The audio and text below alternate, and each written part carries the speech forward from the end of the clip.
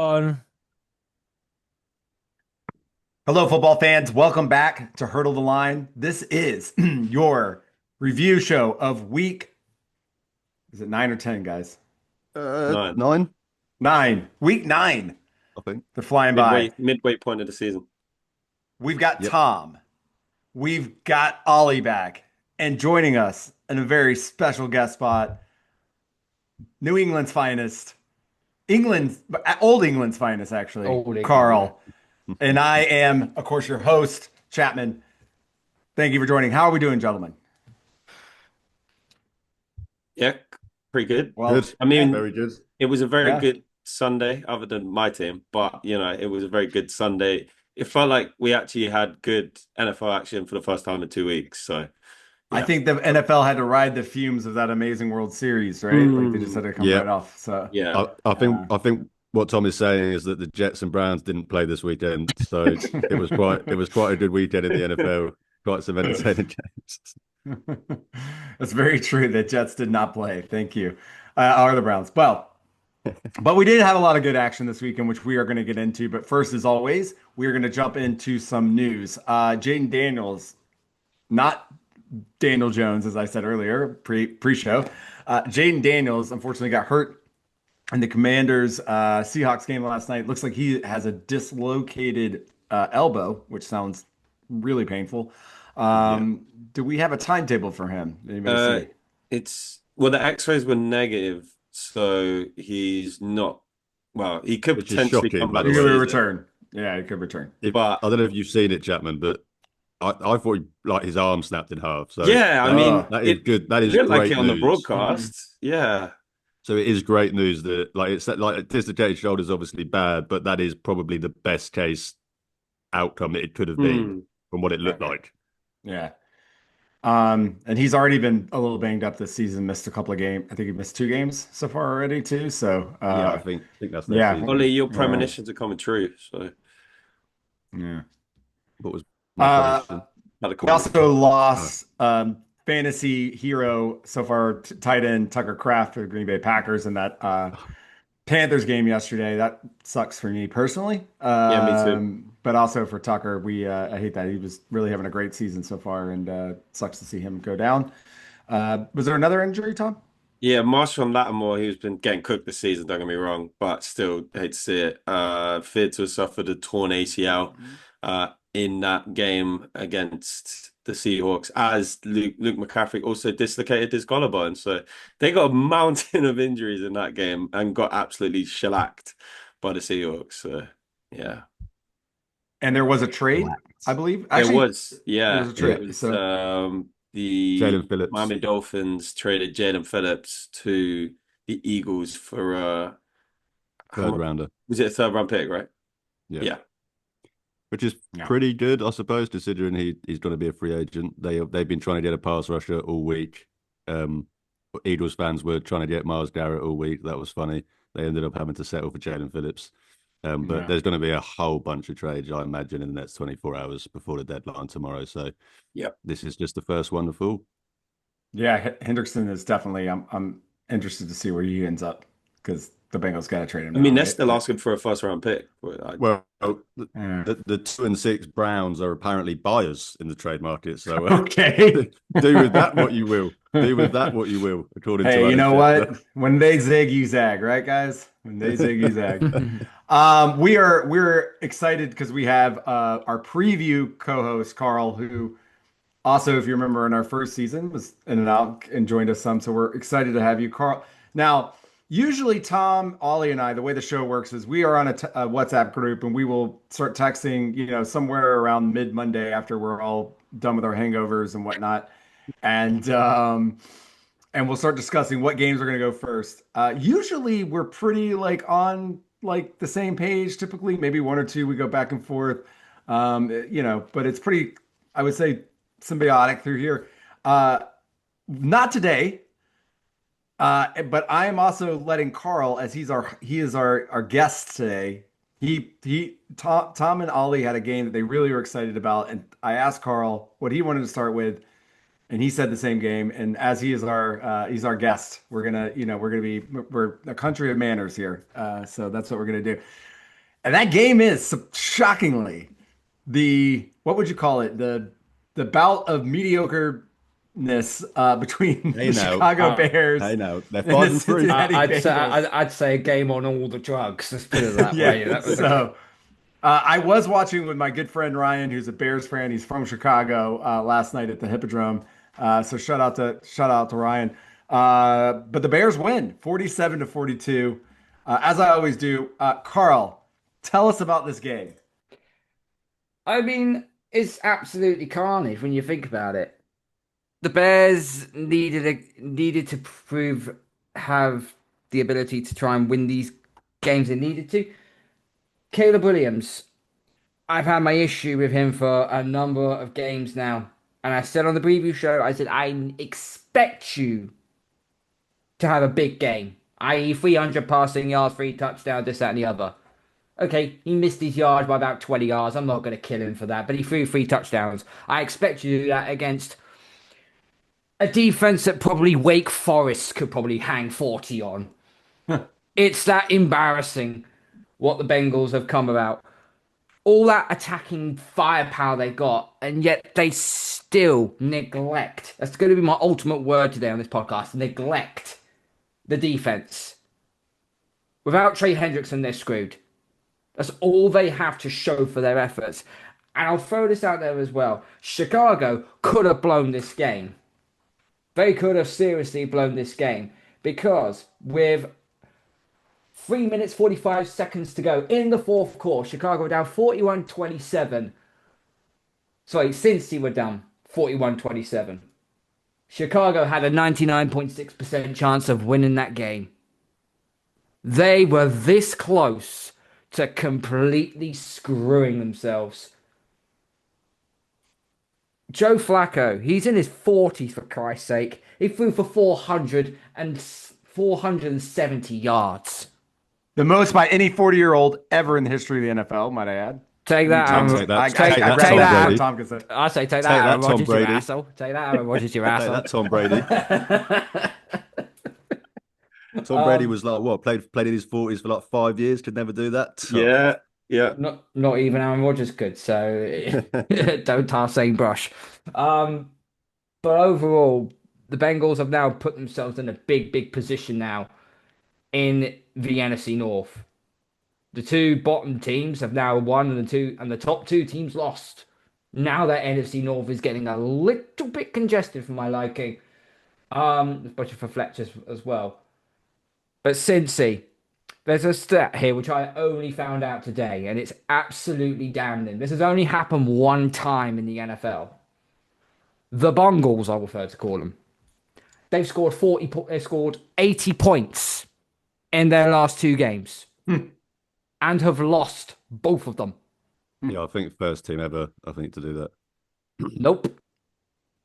No? Another I team's think done that it? it was, isn't it 1960 something, 1960 Giants or something that would Well happen? done. No, yeah, right. It's 1966. Yeah. New York A Giants. team, They in also a team in the 60s scored 40 points. Wow. scored 80 points That's crazy. scored 80 points in 2 games and lost both them games. So Cincy have just gone into a group which they don't want to be with. This defense is shit. I'll try not to swear, but there's nothing to describe this team but sheer ugliness. They're ranked dead last in every single category except for third down. They're ranked 28th, which is still bad. Progress. Progress. Yeah. No, well done. I think- well I done think to the best- Chicago. Go on. The best way to sum this game up for anyone that didn't see this game, it was actually 31-27 headed into the fourth quarter. And it looked like it was going to be a close fourth quarter. And then this is what happened. Bengals fumble, Bears field goal, Bengals missed field goal, Bears touchdown, Bengals interception. So at that point, it's 41-27. There's like 3 minutes left in the game over. The Bengals then get a stop. They score 2 touchdowns in I think it was 50 seconds of game time. They take the lead. I think there was about 20-something seconds left. 23 seconds left. And Caleb Williams hits Colston Loveland, who's been quite quiet his rookie season up to this point. He had a big game in that game. and he go and if you see the screenshot of where he catches the ball and where the Bengals he's got three Bengals defenders around him. He's facing the wrong way, Mm. and he somehow scores a touchdown because, as Carl said, the Bengals defense is Swiss cheese. So In that last play, they don't know how to play prevent defense. yeah, That's Now, basic one. also That's as basic well, 101. it could have been out of sight even further because, as you said, it's 41-27, and at that point, what's his name, Terrell Edmonds then gets the ball, then runs it in for a touchdown, but then he's actually down by contact. So it could have been 47 to 20. What was it? 28? Is it yeah, 27? 27. Yeah. 27. Yeah, it There could have was been also 47-27. But then they get the ball back. Then, yeah, the Bears defense just got absolutely dominated the last two times. They almost blew this game, which was just insane. T. Higgins, monster game as well. Three Monster touchdowns. game. Yeah. And the Mm. one that he had where he was like down the sideline, he just like plucked it out of the air away ridiculous. from the Bears defender. I was like, this guy is ridiculous. Like, he is so good. And he took a wicked shot to the ribs or whatever as well. So Yeah, I have to he looked pretty have to banged see. up, and He's de But facto let's give wide out receiver one. a shot to first round pick and the first tight end picked in this NFL draft, which was Colston London, who did not have a touchdown coming into this game, but had two, yeah, including the game winner, which was a 58-yarder in the last 17 seconds of the game. It was really fun. To be fair, you've turned me back around on this one. There you go. See, here's the problem at the Hippodrome. So the Falcons Patriots game was on this like weird TV here, and this game was on that weird TV here. So like, you know, there was a there was head a on a there was a swivel, right? moment there was a moment where the Bengals challenged the play that then because of the replay, it actually resulted that they overruled it and gave it a Bears Gave it a touchdown. touchdown, right? Yeah, Best So that touchdown. was overruled quite it. that was quite that's the first time I've ever seen that a I love coach's challenge and it's led to actually a touchdown against his team. I loved some of the play calling in this game Oh from Ben yeah, Johnson as well. You know, there was a Philly special with Caleb Williams Caleb going for a Williams touch. touchdown, which it looked like it wasn't going to work. It looked like the guy who was throwing it was going to get taken down, It but looked botched. It was a yeah, botched play, it and then did they look, got rid but of it. there was some really nice kind of play calls in this game, and you got to wonder. I know, obviously, it's another heartbreaking loss for the Bengals, but like Zach Taylor, like, what's his job security like? Because this team is not going. Like, there was a thought that they could, weather the storm and then get, Joe Burrow back and potentially, fight for a playoff spot. That's not going to happen with the way that this team is. And Jamar Chase, as I said after the game, as did Chase Brown, just like win the fucking game, just end the game. To be honest, Yeah. like, There was a problem with that though, mate, and that's this. It's all right saying that, but the whole point of when there's apathy in the locker room, the whole mm, point when you say that is to keep it in house. yeah, The I last agree. thing you do is say it to the media, Mm. Yeah, but and bro, when that your was defense is that bad, like I'm gonna crack. I'm sorry, but when I've scored 80 points in two games and my defense has blown it both times, I'm gonna have to say something. Like I know you should. You're right. I understand that. The only You're problem is right, but I'm gonna have to say Yeah, something. you're right. I But mean, it's unprecedented, failure from the defense. And we knew the But the, defense but was we knew the defense was going to be bad coming in. but And you said, guys, if it weren't for Hendrickson, I mean, even with Hendrickson, they're terrible. So like it's yeah. does well, he but get this a is a, pass though because of the but defense? isn't this a problem in the modern NFL where like I mean they've been blessed to have not one but two wide receiver ones. They've got Burrow, who when healthy is top four quarterback in the league, and you've got to protect him, which they've been trying to do over the last couple of years, not well, obviously. And when you're so top heavy, where there is no money for the defense, right? So I mean, Mm. and also this team is notoriously cheap, so I don't actually think Zach's going anywhere, to be honest with you, well, you because say I that, hope he doesn't. But Joe Burrow demanded Mike Brown, pay T Higgins and pay Jamar sure, Chase. Well, sure. they done that, but look, guess what? We got no money for your offensive line and no money for your defense. Yeah, Yeah, but we we also said I this don't buy coming that in. though. We said You they'd got have to money, man. win like with like 40-point game. It would have to be like a 45-40 game, like with But how that's not bad this defense. sustainable. I know it's Can I not. just You can I you just need a say though? balanced team on both sides of the ball. I don't buy the whole they got like look what the Lions have just given like 8 players 200 million. Like you can Mm, pay players in the NFL if you're willing to pay the money. The problem is the owner's not willing to pay the money. Like yeah, it's yeah. not oh they gave all the money to Chase and now they can't pay anyone else. They could if they wanted to, but the owner's just cheap. He won't give money up front, so they can't they can't load the contracts like every modern NFL team loads a contract. They're still doing their contracts like it's 1985. So I hope they win just enough games to keep Zach Taylor and to not get a top 10 draft pick. But um, finally on this game, shout out to Caleb Williams. Obviously, it's a Caleb Mm. Williams thing. He had more receiving yards in this game than I think most of the Browns wide receivers this year. So shout out to him. Oh. All right, guys. I think we've thoroughly hit that game. Let's pop on to the game of the week well, not game of the week, but the most anticipated game going into this weekend, which was the seasonal regular season matchup between Patrick Mahomes and Josh Allen. Uh, the Bills, of course, pull off the regular season win again, winning 28-21 in Buffalo.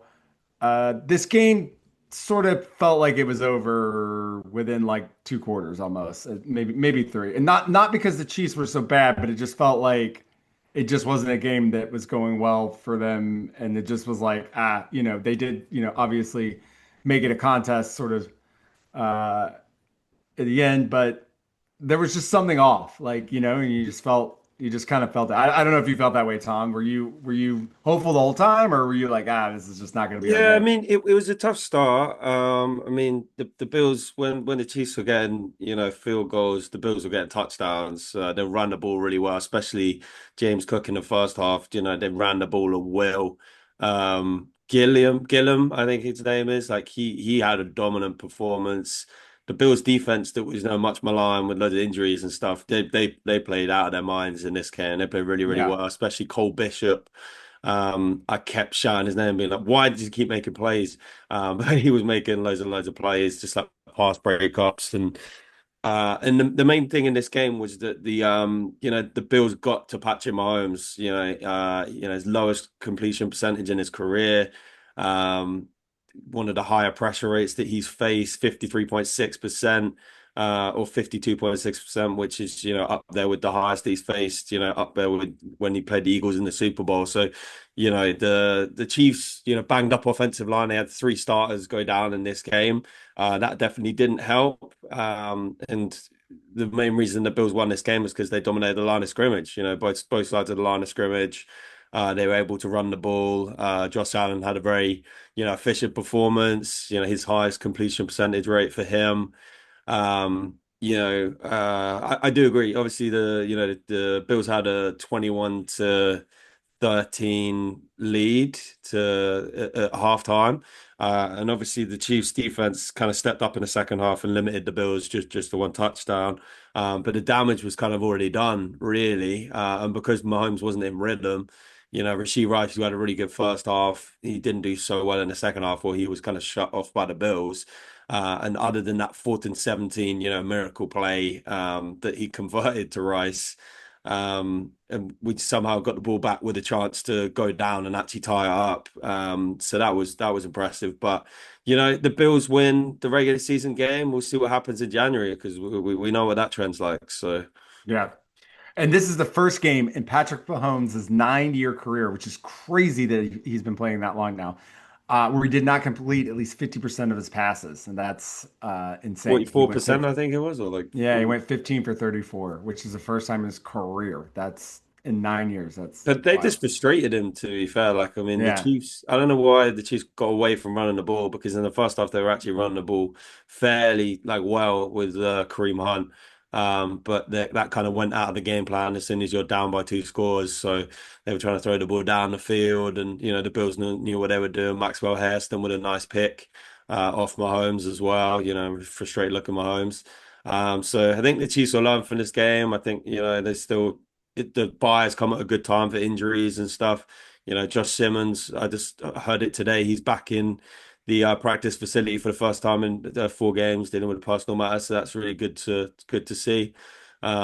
because the Chiefs offensive line needs that help, and hopefully the Chiefs can go and get someone on the D line, because if you can't get pressure, then you're not going to win, these sort of games. And the Chiefs, Josh Allen could have sat there, made a sandwich, made a coffee, then thrown the ball down the field, so to a tight end. So yeah, the Chiefs definitely need some D line help, but yeah. Carl, what's your thoughts on the Bills right now? Your team and my team are the only, I think they're only two. Well, did someone else beat them? They have three. I think they They're only got six two and two. losses. They're six and Yeah. two. Well, credit to the Bills. This is always it always seems to be the trend though. The Bills win the regular season game, and when they play again in the postseason, the Chiefs beat them. It's always been that saying. Um, but watching that game there was some glaring flaws in that game for when it comes to the Chiefs. Even though you got Rashee Rice back, even though you got Xavier Worthy back, there was just something off with that game.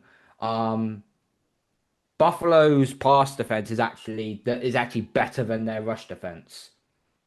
Yeah, Buffalo ran for 27 carries for 114 yards. When you dominate the running game, you dominate the time of possession. And the Bills were able to just do that all day. So Kansas City were already trying to play catch up. Um, my worry now for KC is this: they now go on a bye this week. They sit at 5-4. They're currently out of post. They are currently out of postseason contention because the Jags beat the flipping Raiders.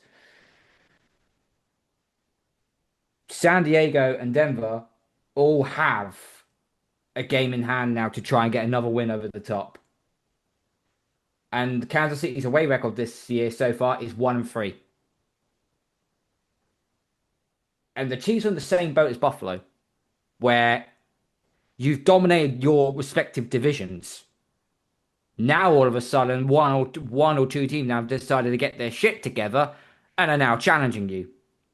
And Denver and LA are now challenging the Chiefs. You have to win that division now, because if you have to go on the road, I know it's a different ball game. When it's postseason with Kansas City, it's a different ball game. But if it was an Arrowhead, yeah, hard place, hard to go. On the road, it doesn't look good on paper for you. That's only just what I'm seeing. As far as but well done to the Bills. They got their win and they keep the heat on us. And they also have one of the easiest schedules for the rest of the season next to the New England Patriots. See, Tom's, that's a bugbear of mine. That is hold on a second. I'll let you respond, but I just have to say one little thing, Tom. I mean, Carl. Tom's face during that whole rant was honestly, ladies and gentlemen, it was priceless. It was amazing watching Tom, because Tom gets very little shit on this, so it's nice for Tom to get just a tiny little bit of shit, just a little shit. We don't cuss on this podcast. We try not to, but in these cases. Sorry, Carl. What you're bugging me? Just You're look gonna at Andy Reid's record out of a bye, Carl. There we go. Let's go. And then come back to me. So Who do you play after the bye? we're playing Denver. Oh, that's gonna be a good game. That's a big game. Are you really scared by the Denver offense? I mean, to be fair, Denver hasn't looked like a world beater the last 2 weeks.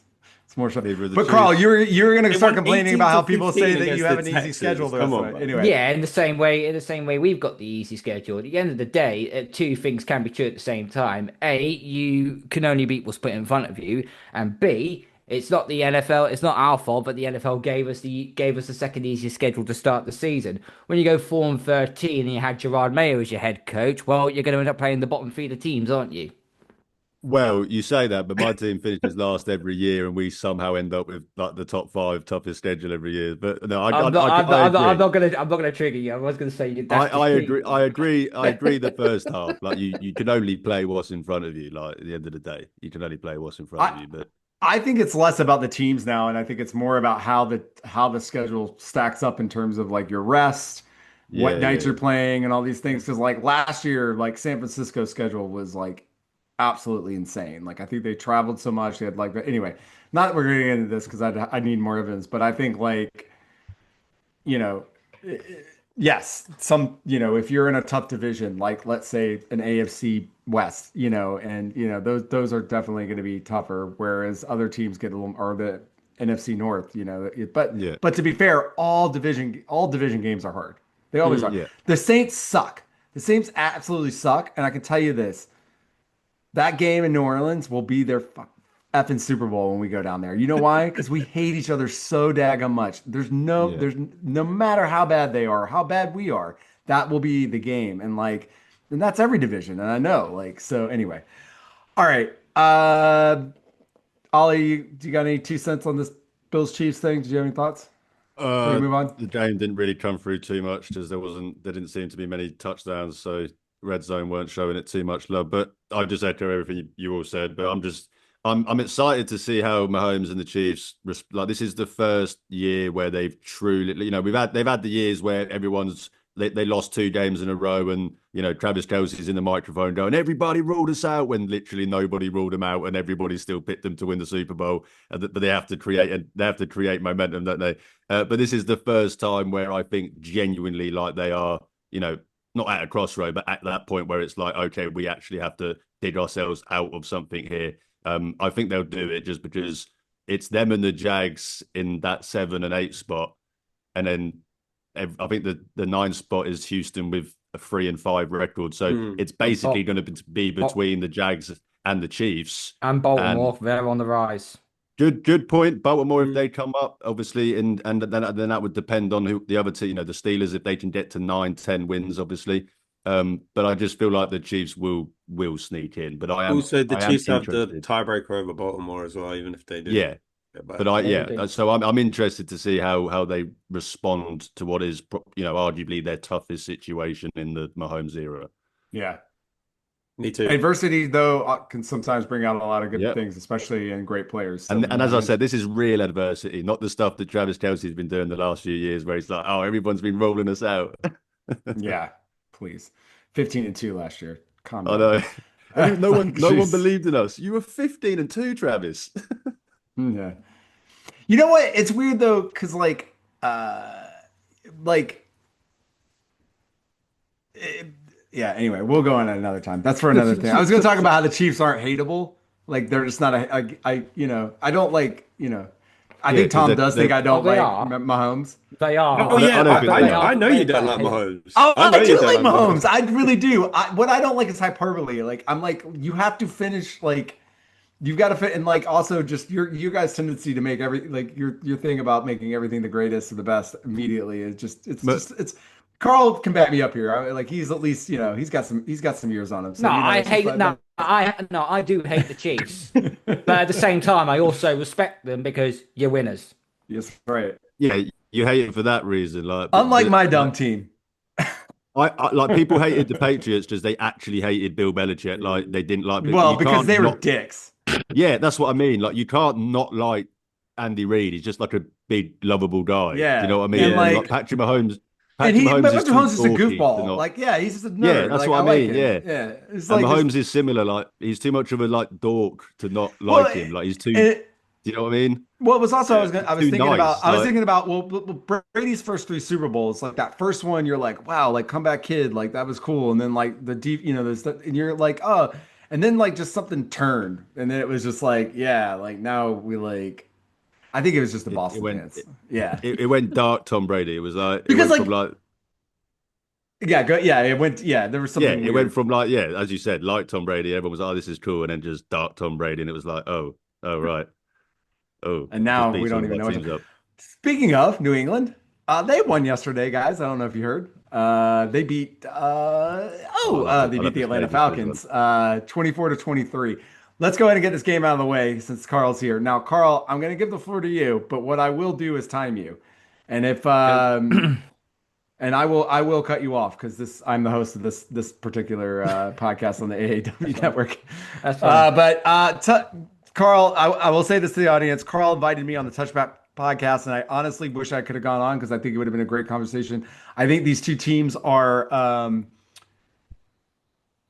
interestingly very even in certain areas, but very not even in other areas. Basically, the coach being one of them, and obviously the quarterback being the other. But this was a really interesting game. And honestly, I think we learned a lot about both these teams in this game. But Carl, tell us about how your team got it out a really good win. Got it out is a perfect encapsulation of this game. First half started pretty well. Dominated time possession, got the first touchdown we needed. Now, what always happens with us is we always give up the touchdown on the first defensive drive. I think this was the first time since I think week two where we didn't give a touchdown on the first defensive drive. Like, oh shit, we're actually learning for a change. That game only turned on its head because of the strip sack fumble on Drake May right at the end. Because the England at the time we were 20, it was 21-7. Clear this drive off, go into halftime, 21-7. We'll finish off them off in the second half. That turnover flipped the script on the game. Jalen Walker strips Drake May. Yeah. James Pitts Jr. picks it up, almost runs it in for a touchdown, which was good. He did not because then you would have gotten the ball back with another minute 30 or so left. That is both of the Falcons' first round picks from this year. Yep, and it Just was our FYI. first round pick, Will Campbell, that actually tackled your man down, which is quite weird, really. That second half though was very, very ropey from Drake. From the entire offense in general, we just could not move the ball.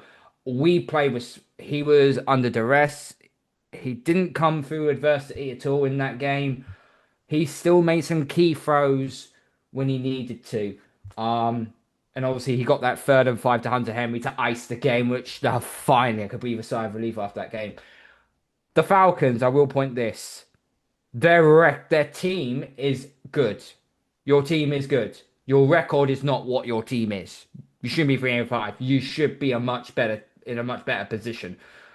Penix performed really well. 22 of 37, 221, 3 touchdowns, 103 passer rating.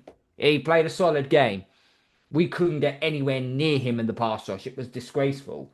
And Drake London, wow. If there was any time to replicate Randy Moss catches, well, that was what? Well, that was that game. He was phenomenal. And I'll be very honest with you, that big third down he caught over the top of Gonzo. To know what? Penix put the ball in the proper place where Gonzo couldn't reach it.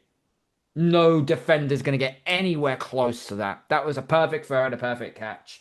Although I think my defensive coordinator might need shooting because I don't understand why you're lining up Drake London with the smallest corner that we have in Marcus Jones. That's the biggest mismatch going, so it just made no sense. But yeah, we got the job. We got the job over and done with.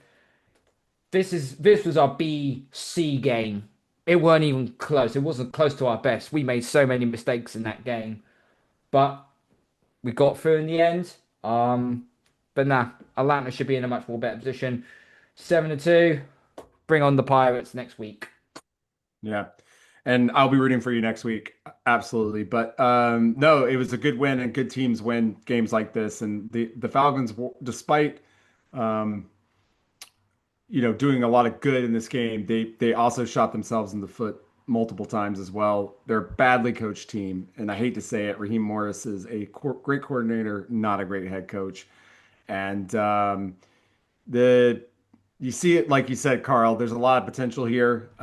This was a game that we gave up 21 points in the first half of this game, then came back and only allowed 3 points the rest of the game, and we could have won. And I'm sorry I'm spending so much time talking about a team that's not going to be in the playoffs, but it's hard because this was the nail in the coffin for the season for me. And no matter what we do, I don't see this team winning, and that means everybody's getting fired at the end of the year. So Yeah.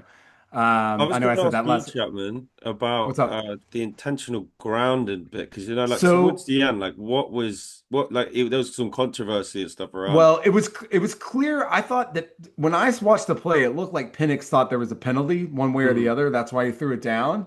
So Raheem said that someone on the defensive side clapped to get because we have anyway clapped so that the ball would get snapped. It was the same as trying to clap, as in calling a play or Yeah, or like exactly. a silent count type of thing. Yeah, The yeah. only thing I think I'll rebuttal on that is because one of the page's beat reporters actually got hold of the video clip.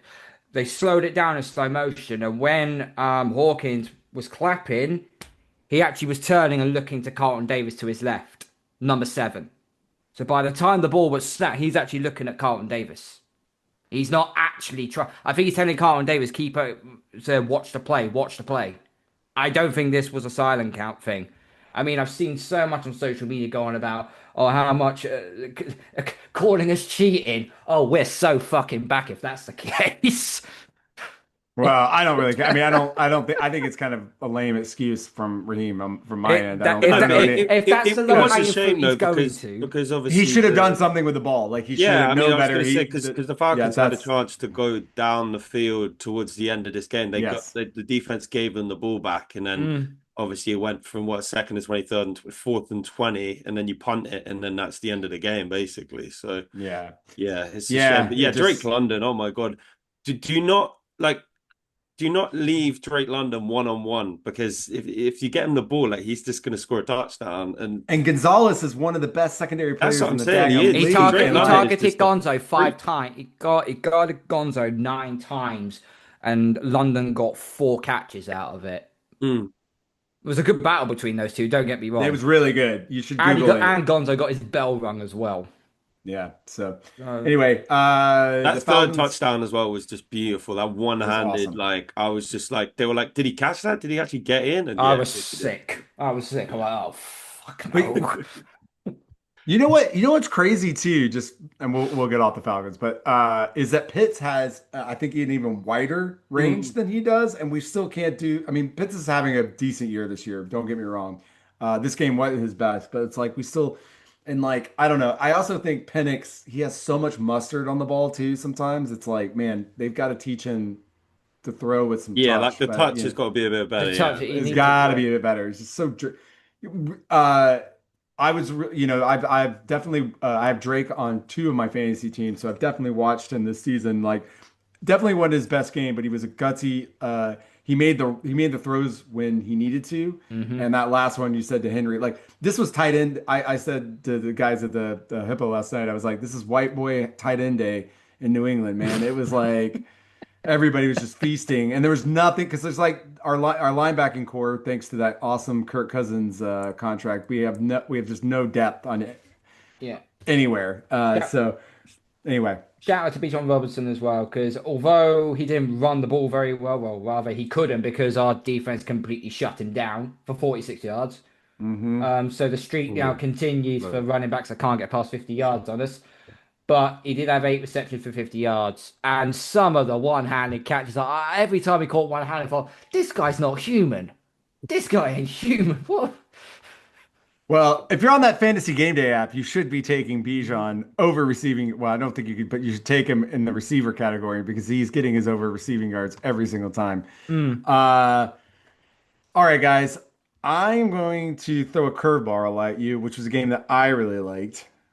And it's something that I think is consequential because the daggum Carolina Panthers went up to Green Bay and beat the daggum Packers 16-13. Tom, you have a look of disgust. Yeah, But I thought this, you were going to talk about the Jags game because I know Ollie's got an early morning, so all he right, you're watched right. that one. So let All let right, let Ollie, we'll flip it. describe the Thank you Jags for game. reminding me. All right, Ollie, Oh, tell us about the you Jaguars' don't need to. You amazing don't need to. I don't victory. need to describe it. I'm just annoyed at the Jaguars winning a game that they should have won. But no, it was a fun game, back and forth game. If you're watching Red Zone, this was pretty much at the time in the late window. This was pretty much the main feature of Red Zone was pretty much this game. So pretty much saw most of the players in this game. But just a fun game between two pretty terrible teams, if we're being honest, two mid teams, which is almost what made it fun because they were just making mistakes left, right, and centre that led to obviously the final score. But it went to overtime. The kind of similar to the Bears Bengals game. Both teams tried to hand it to each other at the end. It felt like both teams was actively trying to lose this game. They went tied into overtime. Again, looked like both teams were actively trying to lose this game, but then obviously the Jaguars were able to come through. The Raiders drove all the way down. Looked like they were going to tie the game. This was going to be a tie. Well, I say this was going to be a tie. If a tie, if you're a coward, but obviously, in the NFL modern overtime rules, you always go for two, in my opinion. And that is what the Raiders did do at the end to try and win the game. and Geno Smith for some reason decided to just throw it into the Jaguars player and just walk off the field and lose the game. So cheers, Geno. Almost felt like he had money against the Raiders in this game. With that play at the very end. So, and obviously everything going on with the gambling scandals in sports, would not be that surprised if that was the case, because that was genuinely awful. Geno Smith at the end, just It was throwing it into just the jet. sorry, kind of. It It was was the as if same. he just. It was as if he wasn't even true. Like, don't get me wrong, you can make arguments like, I mean, I get it. You can slow it down and be like, the guy picked, but I don't care. Like, to end the game I mean, he by literally had a going for receiver wide open in the end zone, like wide wide open, and open. to Like end there's the literally game just no one throwing within it at the 10 feet of him. Like, I know, and you just threw it at the Jags player, like straight at him, and it just fell uh, on the floor, and you walked off, and it was just like, well, there goes the Browns pick. That gets worse. Yeah, obviously, I had a dog in this fight. Wanted the Jaguars to lose. I want the Jags to lose every game. Unfortunately, they won this game, but yeah, and just a despite funny the game. Raiders losing as well, like Brock Bowers had a monster performance. Oh, he's so It, good. it was his first game back in 4 games, I think, being out. Yeah. And he had 12 receptions, over 120 yards, something like that, 3 touchdowns, including one-handed one, which was just like, oh my days, like what an absolute beast of a performance from him. Just despite the loss. So yeah, and Trevor Lawrence threw one of the worst red zone picks I've ever seen. Yeah, But I mean, yeah, I mean, I mean, that was bad. who was That that was even bad. to? Well, there was two Raiders players there. There was no Jags player there, so I'm not entirely sure who he was throwing the ball to. Either one of the Raiders defenders. It was the battle of the mid quarterbacks, if we're being honest. And I just want Kenny Pickett to get a shot in Vegas now, which is I've seen enough Geno Smith, to be honest.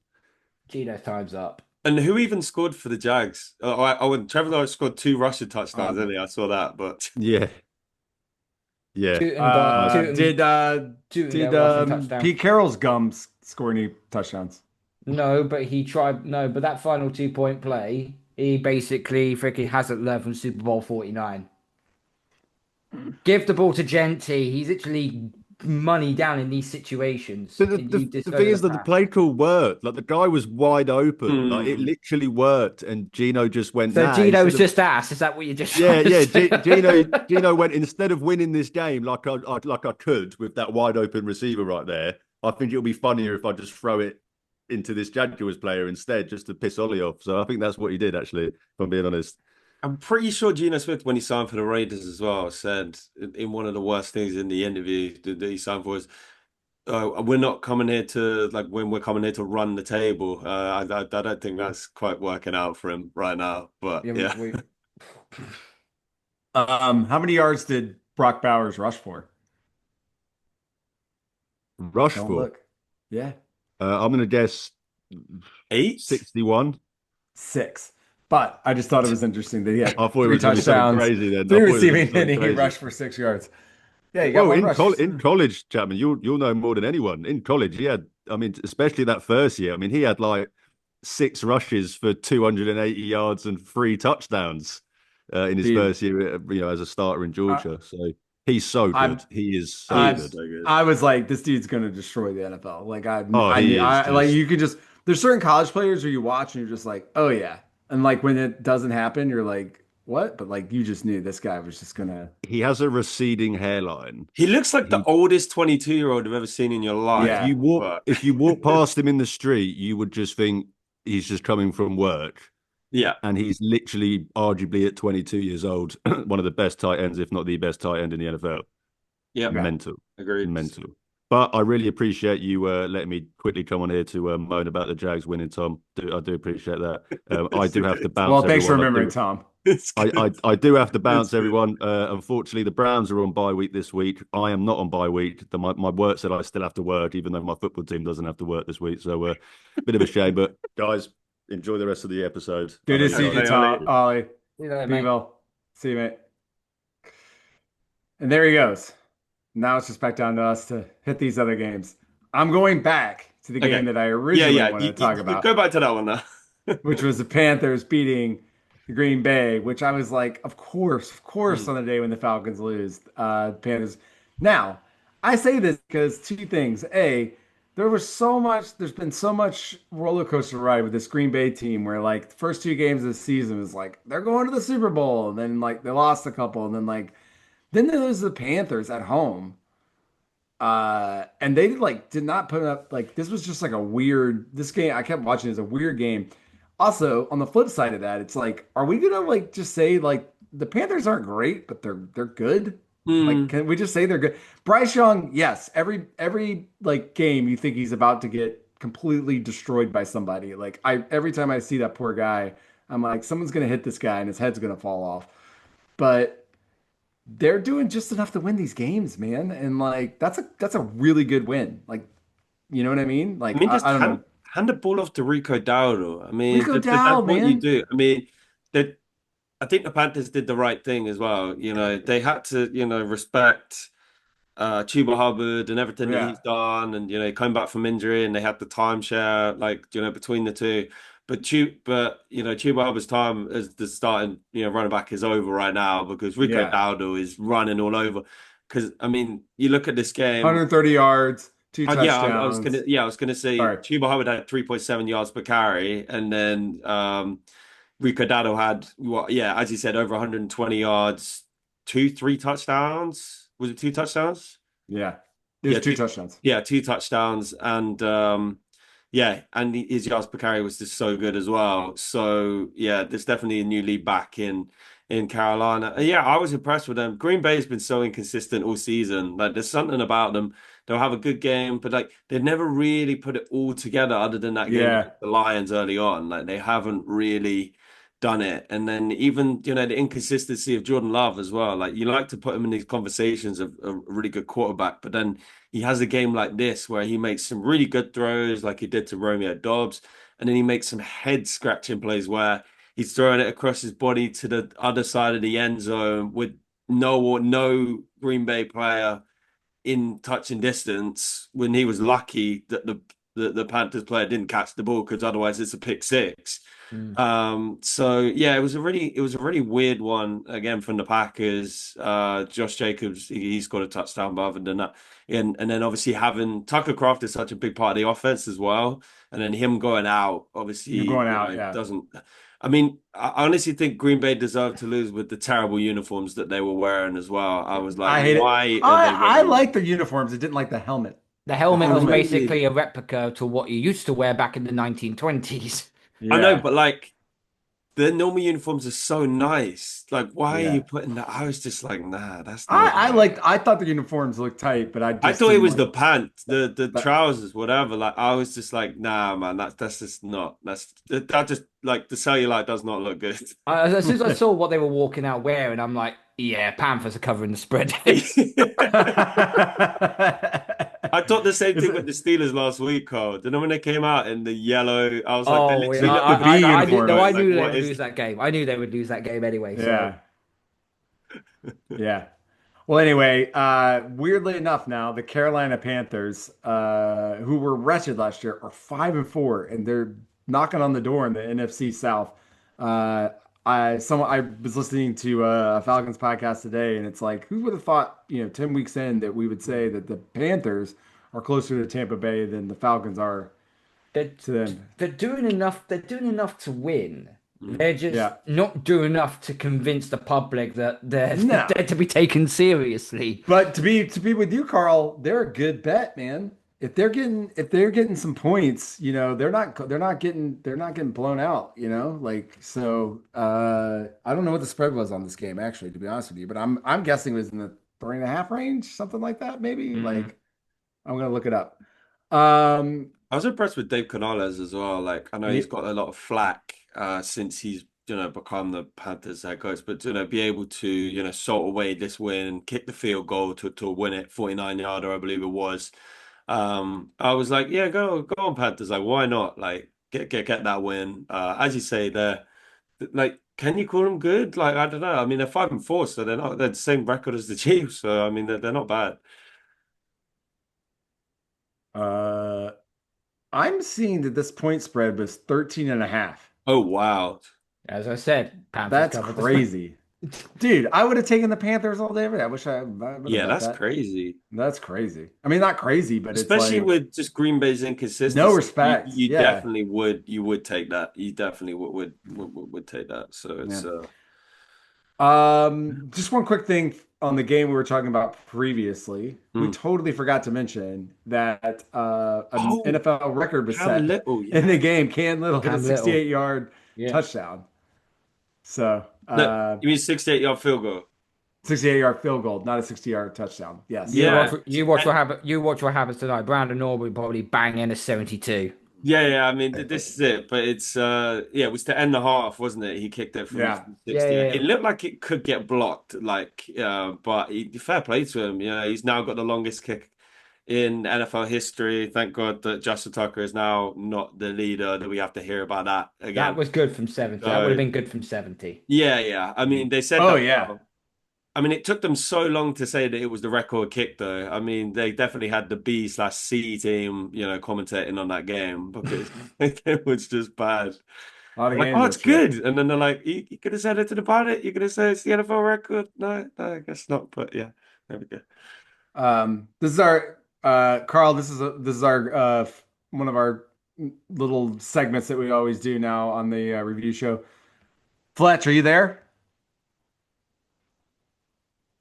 Uh, eh, Oh, is it?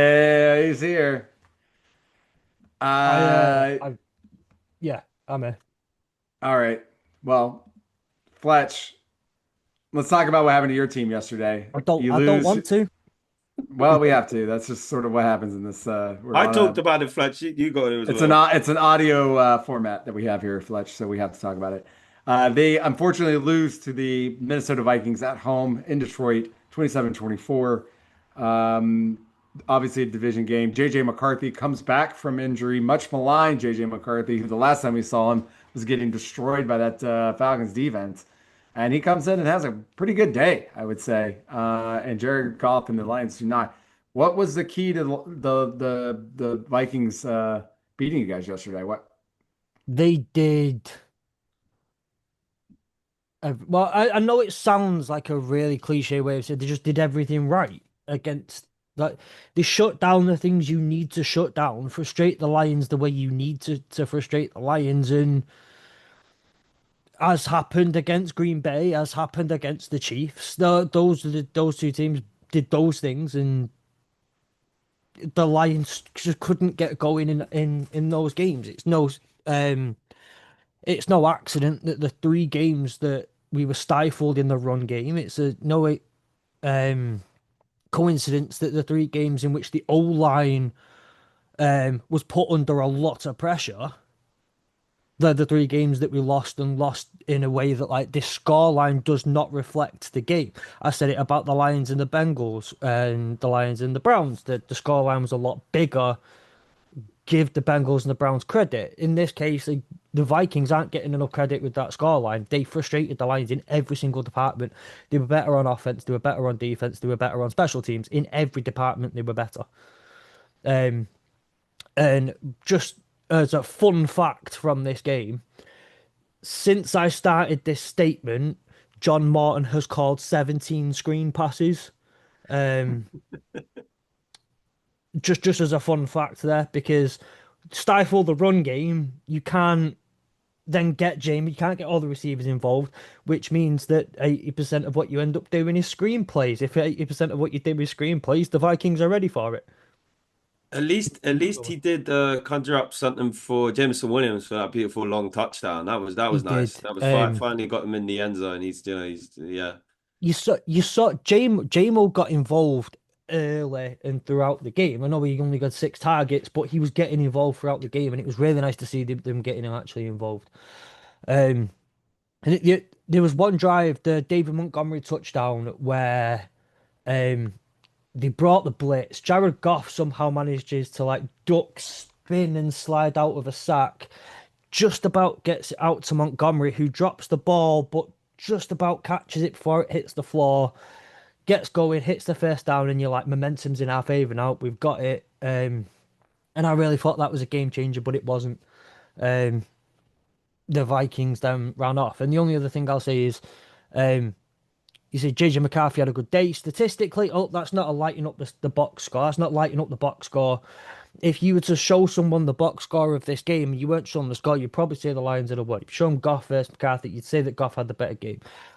No, McCarthy didn't light it up, but I tell you what, some of those throws that he made were big boy throws. They were grown man throws. They were when Carl, you were saying about when Drake May went up against the Bills on Monday Night Football. Yeah. It's not about throwing it all over the other team. It's about making the important throws, putting them in the place. And JJ McCarthy was doing that all game. The one that sealed the game to Jordan Naylor Jalen was Naylor, yeah, Yeah, yeah, yeah. yeah. what a throw. Mm. Um, With the game on the line, yeah, definitely. yeah. And look, I don't know what it is. I should have figured out this before the game. JJ McCarthy doesn't lose in Michigan. He just doesn't do it. Hmm. It doesn't happen to JJ McCarthy. So, unfortunately, had to be on the receiving end of that this time round. I was on the beneficiary of it for a while, but it is there. Vikings just better in all three phases of the game, basically. And that's what Dan Campbell said after the game. The fact that the Vikings got pressure on Goff, I think they sacked him 5 times, which I think is the most he's had this against this season. Obviously, with as you said, the O line was banged up, Yeah. and beautiful catch from Justin Jefferson for the touchdown as well. I mean, that's just Justin Jefferson all over. But yeah, I think Dan Campbell came out and said it after the game, didn't he? He said, they beat us in all 3 phases. And when that happens, you have to question the head coach. So, I'll take this on me. I think the Lions will bounce back off this. I think they're still a very, very good team. I just think it was a matchup which the Vikings really needed to win this game. They were what, Yeah. 3-4 going in, and if they lose, they're 3-5, and they're tumbling. Their season's kind of going down the way. So it felt like desperation time for the Vikings, and yeah, fair play to them for the win. Vikings needed the win. JJ McCarthy, I needed to prove to shut some people up after people were saying, I know not saying keeping a genuinely injured Carson Wentz, but a lot of people calling for Carson Wentz to stick in ahead of JJ McCarthy. JJ McCarthy needed a come in big boy game. He Nah, had Wentz that. has had his chance. Um, Wentz has had his chance. and the only Well, other he's out thing, for the like, season anyway because he it's gutted it out. But it's the saving grace has already been mentioned in the Packers didn't go a game and a half ahead. Mm. We got away with one a little bit on that one. I was So going to say conflicting emotions for you because the Lions lost, but then also the Packers lost to the Packers. yeah, I mean, so like it's frustrating, obviously, but it's not the end of the world. It's Mm. not quite the game. The skies. It's not the skies falling. Um, and yeah, I just think there's so much to be said about. Yeah, the Vikings were just fantastic. Sky's not falling. We're okay. It's all okay. And then Thanks, Fletch. yeah, That was good. literally. I was just gonna say one more thing as well. It was like because there was a lot of discourse about the Vikings and the way that they handled the QB thing this off season. Like JJ McCarthy needed to have this sort of game, especially with the players that they let go, with Yeah, Sam Darnold going and balling out in Seattle and Daniel Jones balling out in Indianapolis. They kind of needed this sort of game from JJ McCarthy on his first game back. So yeah. Hopefully the Vikings can push on from here, and the yeah, Lions that they'll bounce back from this for yeah, sure. yeah. And also, just just to put salt in my wound, in my big money fantasy league, of course, I drafted Sam Laporta and then cut him after 5 weeks because he just was doing nothing, and then has, of course, just gone off. He had 97 yards yesterday and had a touchdown. Can we also So talk about didn't Justin Jefferson have like a really sick touchdown in this game, or Oh, it was was it beautiful, just yes, he one-handed did. yeah, grab. yeah, one-handed grab? Okay, it was not a fever dream at the And Hippodrome last night then. oh, I will mention one thing. The last few times the Lions have played the Vikings, Amit Robertson's been on Justin Jefferson, and there's this bit thing being made of the battle between Jefferson and Amit Robertson, right? They've known each other since what is it, high school that they played against Mm. each other. Um, can we please shut this down? I want to address any Lions fan who's spilled this narrative of Amit Roberts. Last two times we played them, and Justin Jefferson hasn't had great numbers. Justin Jefferson's been wide open, and Sam Darnold was missing him left, right, and centre last year. So the times that he was targeted, Amit Robertson got the best of him, but also the amount of times Justin Jefferson was wide open. You can't make that narrative, and I think yesterday, absolute that narrative was finally shut down. Amit Robertson does not pocket Justin Jefferson because he did it on a couple of plays. The times Sam Darnold decided to notice him last year, just shut that narrative down. It was a stupid narrative when it came out. Still a stupid narrative Well, today. it's because also in the game, I'm pretty sure Meek Robertson he went up to him afterwards and was like chatting, and then Justin Jefferson was just walking away, like he didn't even say anything. He was just like, I'm Justin done. Jefferson is one of the two, and I don't think he's two. Yeah, The yeah, best receivers in this league. You've seen him up front. You know what a different animal he is. Like, yeah, just don't go talking to him yeah, because he's too yeah, calm. He's too happy. He's too okay within himself. He will cook you yeah. and and yeah, I can't have that. I can't have it. You know what I can't have? Davis Mills coming in playing for CJ Stroud and the Texans, who lost to the Broncos 18-15. And for those of you who've listened to this podcast long enough, you know Davis Mills graduated from my high school. This game is boring, So did Cully Raymond, by the way, and part of that segue. and Darius Slayton. Uh, yes, and the Lions own. There's actually quite a few people from my high school that went to the NFL. And we get Bo you. Nix, We're the lucky ones. Yeah. you are. Yeah. We all know that. Bo Nix, 173, 173 yards, two touchdowns, interceptions, one interception. Jeez, goodness gracious, Chapman. We should really record this podcast on Tuesday. It'd be so much better. Anyway, yeah, CJ Stroud gets hurt. Davis Mills comes in. This game was just boring, but whatever. The Broncos go to 7-2. The Texans are done. Any major thoughts on this at all? Mainly from you, Tom, because we've I got a mean, big matchup with the Broncos Chiefs in 2 weeks yeah, I that mean, we're I all wasn't. circling now. Yeah, I'm not exactly quaking in my boots about the Broncos. The Broncos defense is very good. Don't get me wrong. Like I know that Nick Bonito, Zach Allen. Obviously they're gonna be without Pat Surtain, so that's quite a big advantage for the Chiefs, hopefully. But the offense doesn't scare me outside. I mean, why they don't get RJ Harvey more involved, I have no idea. They It's seem to so play him like weird. they seem to play him like 5, 6 plays a game, and he always makes an impact. He's the more explosive rusher. Like I get that J.K. Dobbins has had a good start to the season. But when RJ Harvey's on the field, like he makes an impact. Like he scores touchdowns, and that's what he did in this game as well. So I just don't know what the Broncos are doing there. But yeah, they got to 7-2, and we'll play them off the bye in Mile High Stadium. So yeah, look forward to that one. Carl, any thoughts on Broncos, Texans? CJ Stroud goes out with a concussion, which kind of was the tipping point in that game Yeah. because actually Houston had control of most of that game up Uh-huh. until the fourth quarter when Stroud then went out with a concussion. And then it just seems like the wind got taken out of Houston's sails and Denver finally come up clutch when they needed to.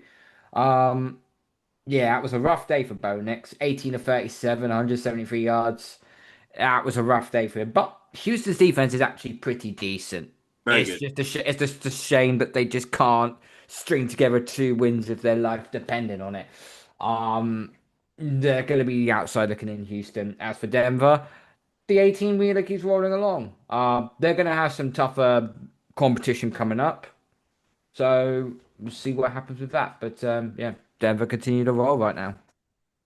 Another little interesting tidbit about this game. Mercedes Lewis, Broncos tight end, started his first game for this season, which makes a total of how many seasons that he's played, Tom? 20 seasons he's played. 20 seasons. That Because makes I him know Tom and I And read he's the 40. 41 years old.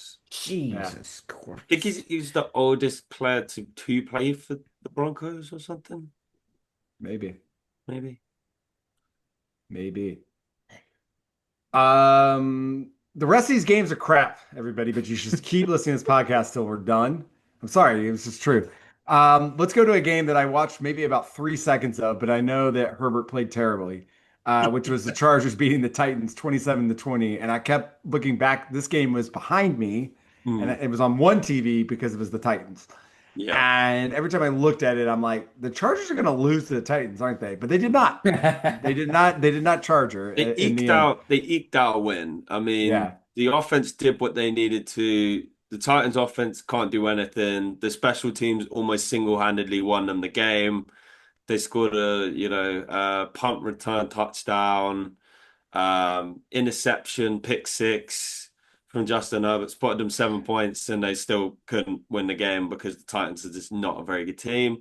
One thing to note from this game was that Joe Alt went out. It looks like he's got another high Yes. ankle sprain, so he's going to be out for another few weeks. And Well, this time, and they might need surgery because it's the yeah, same Yeah, it looked one. like he got carted off, didn't he? he might need surgery. I think they were down to their backup left right tackle as well because Mm. they went out. So the O-line issues continue for the Chargers. They eked out a win against probably the worst team in the league.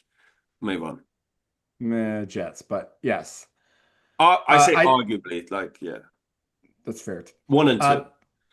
unless anybody has any other things, I did. There is one game that actually has that does matter that I skipped over, which we should talk about. Which was, but does anybody else have Fletch? Anybody want to say anything about Chargers? Yeah, I think so. Let's move to a game that actually was consequential, which is the Colts. The 7-1 Colts lose, now the 7-2 Colts to the Pittsburgh Steelers, 27 to 20. This is a game where we saw Daniel Jones come back down to earth, though, you know, in the Steelers defense, much maligned Steelers defense this year has a game. I do believe it's TJ, right? Yeah. TJ Watt was a daggum monster yesterday. Mhm. Was just all over the field. In fact, I think he have a strip sack or did he Yeah, have he a had a strip sack. yep. The Steelers had 5 sacks total, 6 turnovers, 4 interceptions for Danny Dimes, 2 lost fumbles. What do you call him? Jonathan Taylor didn't really run the ball that much. But yeah, the Steelers played. I mean, the fact it was a 7 point game at the end of the day was kind of a bit of a miracle with the Colts because the Colts offensive line had their worst game of the year. Hmm. And the Steelers, much maligned, as you say, much maligned defense. I'm pretty sure Cam Hayward, called him out in the week to say, we need to play better. This isn't Pittsburgh Steelers football. And they went out there and proved that. So yeah, fair play to the Steelers. Really, really good defensive performance from them and one that we didn't really expect. But you kind of would expect from the highest paid defense in the NFL. So And a quiet day for somebody who I love watching, which is Jonathan Taylor, who's going to run all over the Falcons next week. So don't worry, fantasy owners. That he only has 45 yards in this one, which is very disappointing for him. Daniel Jones, I think he had 3 interceptions, fumbles the ball, yeah, three he touchdowns fumbled too. it as Yeah, well. I think he yeah, had 4 total turnovers, or they yeah. had 6 in total, which is pretty insane considering it was a 7 point game and there was 6 turnovers. That's I crazy. think I think last week they kind of had turned some people like they everybody keeps saying, "Can we trust these Colts?" I mean, they're still Mm. 7-2, and they Yeah, feel a but if you look bit. at their two losses, they're both against legitimate playoff teams, Yeah, Rams and Steelers.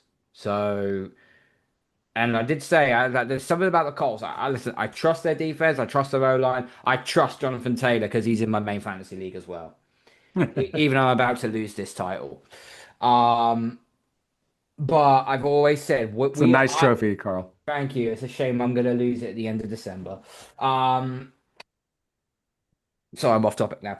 Basically, we're waiting to see if Daniel Jones is going to turn into a pumpkin at some point. Mm. And the Steelers turned him into a pumpkin. They made his life a living hell. And this is the bit I get worried about. Teams, when you've got elite quarterbacks, you have got no issues with them. When you've got a quarterback that's been in a really shit situation and have brought them into a good situation, that team will only go as far as the quarterback's going to take you. If Yeah, the I agree. If the Colts make the postseason, cool. Well, we're going to find out if they are a legitimate Super Bowl contender or they are a one and done team. I think this game proved to me that um, if you put it all on Daniel Jones, then this is the sort of outcome that you might expect to get. Like when it's not a pretty game, when it's not, you got the offensive line, you're handing it off to Jonathan Taylor and he's running for a touchdown. And, obviously Daniel Jones has had a really good start to the season, but when there's adversity hits, this is the sort of game that he had. So we'll have to see how he responds from this game. Mm. Yeah. I I don't I mean they lost by a touchdown, not great, but I don't discount teams for losing to other good teams. I discount teams when they lose to bad teams. So but anyway. Can tell you come Um from the world of college football. exactly. All right, guys. I'm going to throw out a couple of more scores. We're going to zip through this. The Rams destroy the Saints 34-10. Matt Stafford, four Matt's touchdowns. having I a great mean, the game. guy's 9 touchdowns his last 2 games. Like, yeah, I Yeah, mean, Stafford's amazing. in the case for MVP here. Come yeah. on, we've got to stick him in there now. We can't. What happened with that back injury? That was talked about in the Yeah, offseason. well, yeah, Sam said it was a load of bollocks anyway. So. Yeah. And then the Seahawks destroy a Jaden Daniels Commanders team 38-14 last night. The Seahawks are looking really good. I was going to say one thing about that game. Here we go. That at one point in the game, in the lead up, I think it was in the second quarter, Sam Darnold was 16 for 16 for 212 yards and 4 touchdowns. Like, yeah, I mean, it wasn't even a contest. And Jane Daniels, why the heck he was in this game when it's 38-7, Oh God. with 7 minutes left in the game?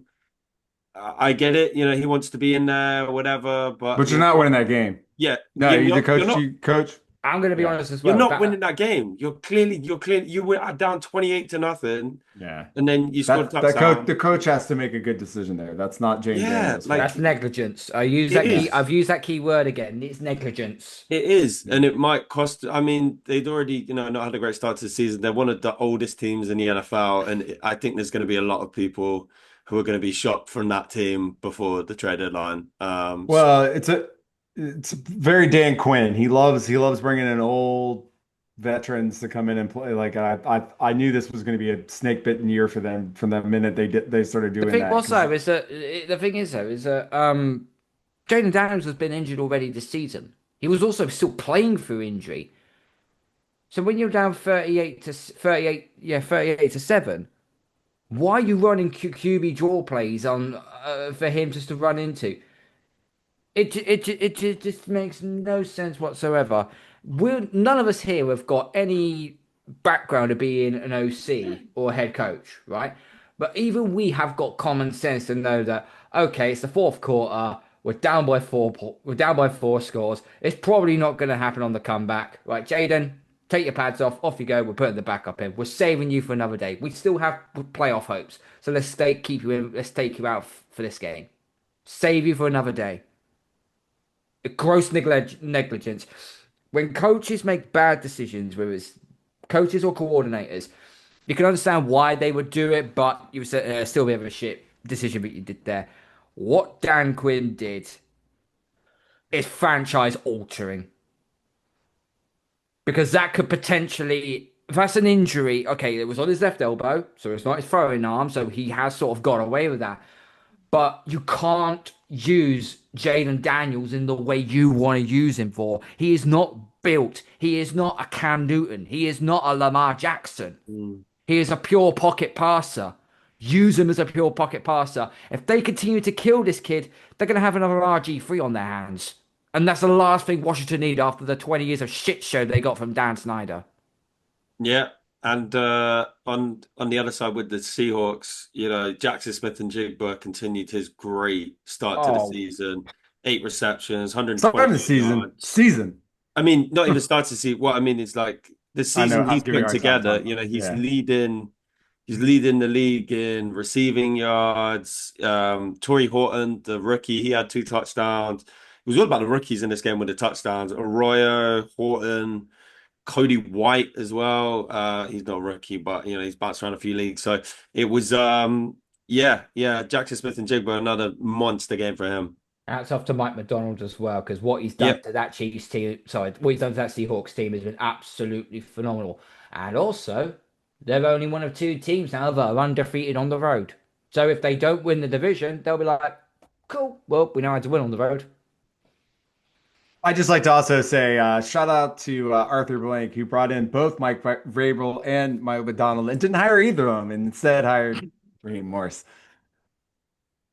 All right, last game here, guys. The Niners beat the Giants 34-24. Giants showing a little bit of fight here, still like down QB every controversy? player. Question mark. What's up? QB controversy? High register? Question mark. Oh, you're talking about Mac Jones. Mac Jones, Brock Mm, Purdy. don't be silly. Yeah, I don't think so. Don't be silly, bud. I understand what you're trying to do here, but yeah, Mac threw well. Not 924, 235 yards, two touchdowns, passer rating of 135. That's actually pretty damn good, to be honest with you. I mean, it's his fifth win of the year. Like, why rush Purdy back? Because they pay Purdy. So, Well, they never should have paid Purdy that much, but well, that's I'm aware that's what happens when you make a Super Bowl. true. Yeah, I mean, what do you do? You're not Unlike cutting him. other quarterbacks that have gone to a post have only gone have made have won one playoff game in their entire career. Glaring at you, Trevor Lawrence, but okay. Yeah. Yeah. Huh. One other thing from this one, Chapman as well, was it was a vintage Christian McCaffrey game. 28 carries, 106 yards, touchdown. He also had a receiving touchdown as well. And I think he tied a record or passed the record that Marshall Faulk held of 14 games with both a receiving and a rushing touchdown. Or 14, maybe 14 straight games with a receiving and a rushing. Either way, Right. that he said that guy's his hero. He had posters of him in his childhood and everything. So, just another thing added to, incredible career for Christian McCaffrey. Marshall Faulk was awesome. He was awesome. Oh, he was That brilliant. that Super Bowl team, man, that's one of the funnest teams I've ever seen in my life. Like that team is awesome. McCaffrey also could potentially have 1,000 yards rushing and receiving this year too. Um, and Potential comeback player of the year. yeah, comeback play of the year. So San Francisco continues to muddle around and win. The Giants' season is still pretty much all but done. Unfortunately, too many injuries and just you know. But there's a game tonight. Dallas. Oh, you guys there? Yep. Sorry, my computer went out. Dallas, Arizona. Any thoughts there, guys? Wait, let me. I actually just got the stat up about McCaffrey. Let me just say it, and then we'll go on Get to this the. stat. Let's get this McCaffrey stat, Yeah, Tom. You so get the it. game was the 16th time in McCaffrey's career that he recorded both a rushing and receiving touchdown in the same contest, breaking Hall of Famer Marshall Faulk's long-standing record of 15 such games. So, you know, you know, Just some breaking. elite company, legendary company for him. There's just some breaking news that's just come through from Madam Schefter. Joel will have season-ending ankle surgery Oh for his man. high right ankle sprain, according to a team spokesperson. So that Wow, means that means he's gone. He's out for the season. Yeah, breaking news here on Herd of the Line. That's the first time that's happened. that's crazy. Yeah, that changes the whole trajectory of the Chargers season if they don't have, Draw up, offensive man. line. So Yeah. but yeah, you were saying about what is it, the Cardinals Cowboys? Yeah, it was Cardinals Cowboys. It's Probably two, but I mean, to be fair, the Cardinals defense isn't like terrible, but the Cowboys defense is terrible, and that's why I think that the Cardinals are going to win this game because the Cowboys defense is that terrible. yeah, Um, but Cowboys are appointment television just because of what a crazy every game they play in is just insane for some reason. So I will wake up eagerly in the morning and watch the 15-minute highlights on YouTube. and Fletch, Jacoby Brissett, I think, is going to be is starting for the Cardinals because think is I he? think so. Oh. Because I thought that Kyler Murray's still out with injury. Do you know, Fletch? And well, let me just double check because actually, what I was gonna say kind of whole rides on this. While Fletch is, I'm going to No, vamp while Fletch is doing that. Oh no, sorry, Cards are not starting Kyler Murray apparently. Yeah, so it's going to be Jacoby Brissett.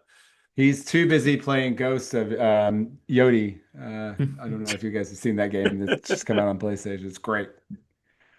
I was just gonna say, I remember now early days of doing podcasts with Carl because Carl's got all these things going on and he never looks at the screen, so you're never understanding if he's actually paying attention to anything you're saying. I wasn't sorry. Yeah. Well, you could have just played that off because usually you're right back in it. So, I'd rather be uh, truthful than lie. yeah. Well, gentlemen, I fly to Berlin on Friday. Ooh. I'm going to Awesome. Olympia, Stadium Olympia. That's my German. To see the Colts, Falcons Colts game, which should be exciting. I'm going with some Falcons friends, one from the UK, one from Atlanta, and meeting a bunch of other people. Going to see the Is it the German The Falcons Germans? Germans. friends. The Is it the Germans? The Falcons home? Germans. Is it the Falcons home game or is it the Colts home It is game? not. It's the Colts home game. Colts home It's the game, Colts isn't home it? game, but Yeah. there'll still be like a meet-up party on the Saturday night Yeah, or yeah. There's all something. sorts of stuff. Yeah. So Yeah, yeah, fair enough. Jesse Tuggle, Atlanta Falcons great, will be there. No, double nickel number 55.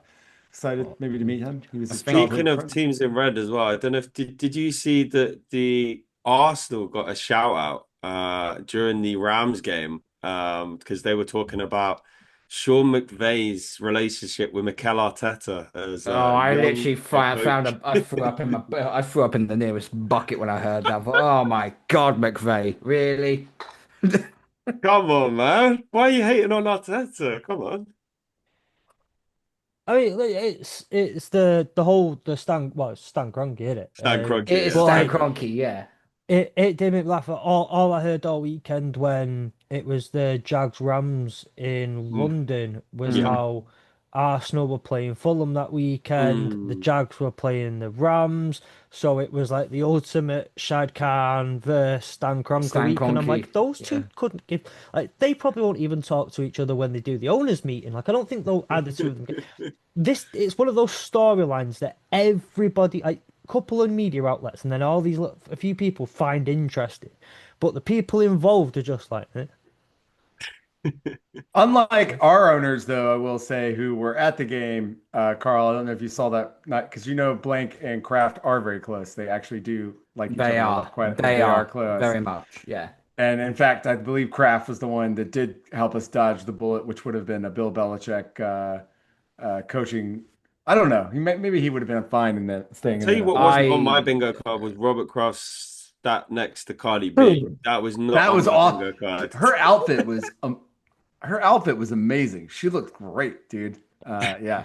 Is she Um, pregnant? She's yes, pregnant, Yeah, right? yeah, yeah, yeah. yes. She's If you don't, pregnant with if you don't, she's pregnant with what's his name's kid. Stephon Diggs, yeah. Stefan But Diggs. Uh, that's Yeah. that's not the only that's not the No, only he way. might She's have that's the some only. other kids, He's but got four yeah, others on the yeah, way yeah, apparently from four yeah. different other different women. But oh, that's not this isn't a fucking Hey Judy Me and type of Stefan show. Diggs have something in common. Let's go. I'm joking. when they showed that, my buddy turned around and goes, "Do you think Kraft's like, hey, you think you can get me some of that pink cocaine?" And on that note, Yeah, well, we know what we're hurdling this week. All right, guys. Are we allowed, Fletch? Oh, we're a family no. program, aren't we? But well, I mean, like on Mondays, yeah. On Thursdays, it's me and I know. Kat. I Like, try to it's keep the not family cussing friendly down. in any I way, try to shape, or keep the form. cussing down. Um, I got family that listen to the podcast, guys. Come on. Um, What are we hurdling? what? Yeah. Okay. well, What are we hurdling? Like, are instead of we narcotics? pink cocaine? No, you can't. Cardi B. No, Let's it's Cardi hurdle B. that Cardi B. Yeah, Hurdle yeah, that kind of okay, bit. yeah, Okay. yeah, So it's not the first time. It's got just a whole new block of listeners who are going to be very confused. yeah. I'm pretty Um, sure there's plenty of people that have heard of Well, Cardi B, but if that's they make it to that's if another they make it to conversation. this point in the podcast, that's good on yes. us. And thank you very much. Don't forget, if you did make it this far, clearly you've enjoyed it. Follow us all on Hurdle the Line, AAW Network, the links of which are all in the description of this episode. Join our Discord and follow our sponsors, Fantasy Game Day, NFL Daily Fantasy, made by UK fans for UK fans. And you can sign up with the code HRDLE and you will get £7.50 when you deposit and play for the first time because they're really nice like that.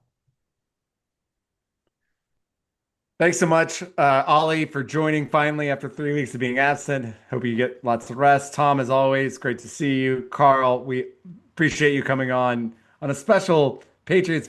It's funny that Carl wanted to come in after that win yesterday. Yeah, just a coincidence, you know. You just happened to free up his Monday night. I could have done it last week when we slapped up Cleveland, but I thought, no, I don't think Ollie wants to deal with me. So he does not. No, he was already dealing with you enough on your own, podcasts. Oh no, that's me being professional. What are you about?